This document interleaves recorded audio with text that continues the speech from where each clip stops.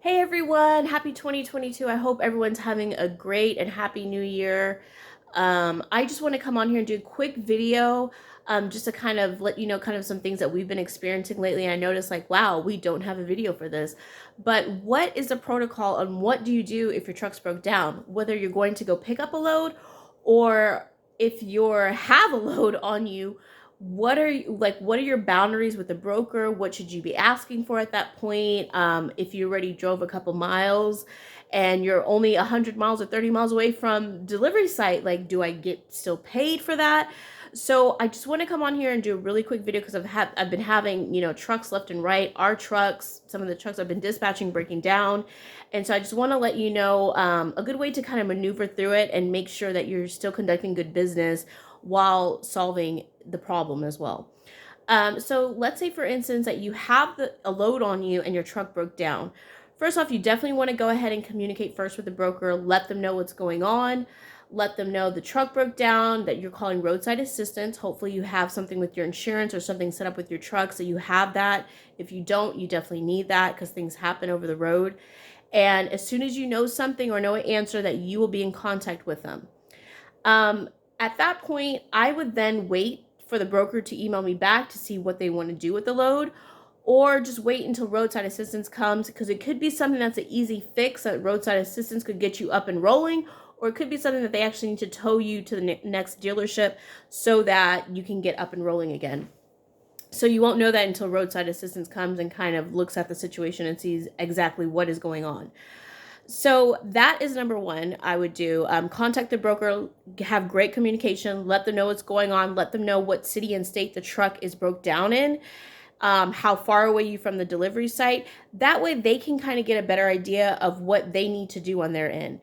A lot of times, if you're kind of too far away or in the middle of where you need to be for delivery, the broker will need to repower the load. What that actually means is that they are going to have to bring in another truck to come in. It's called repower, and get the product somehow off your truck to their truck and then deliver the load. A lot of times they do that if there is a necessity for the load to be there at a specific time. Then they'll go ahead and do that.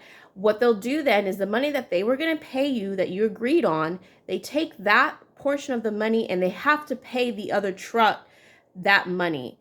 And also any fees that involve with bringing another company in. I know I've had some trucks that had to have a whole nother company come in and take the load off because they didn't have the equipment there and put it on another truck. So any fees that are related to that, the broker will take that out of the amount that they agreed to pay you on and pay that other truck and whatever fees there are. And then kind of what's left over, they kind of give you.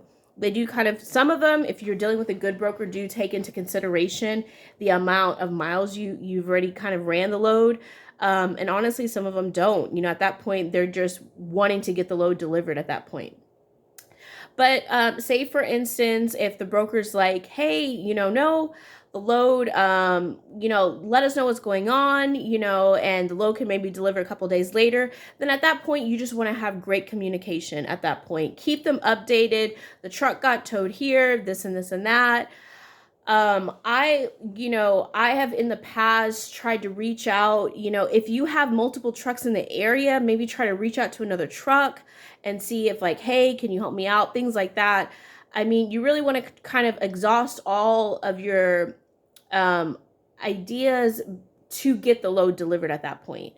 So that's really the mindset. Great communication. Try to figure out, how can I get this load delivered if the truck has to be in the dealership at some point, and then talk to the broker. Ask the broker, say, hey, look, I don't know. I mean, I know you have to do what you have to do. Let me know how I can help in any way. Here's the truck. You just want to keep a clear communication, open line. Send receipts of the towing, send receipts of the truck being in the dealership, everything like that. So that way that shows proof of what you're saying is true. A lot of people play around like they are broke down, and that's why a lot of brokers don't believe it when you first kind of tell them that. So you want to make sure that you give yourself some credibility by sending all that information. Say, for instance, if you're on your way to a load and your truck broke down, it's the kind of same thing. You want to, talk to the broker, let them know the truck broke down.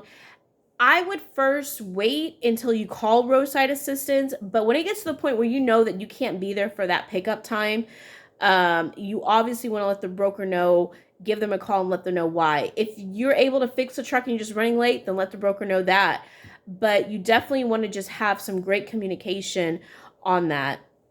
The main thing is, like I said, you want to work with the broker, send in receipts, have great communication so the broker knows that you're credible and that it's really just a situation of the truck breaking down.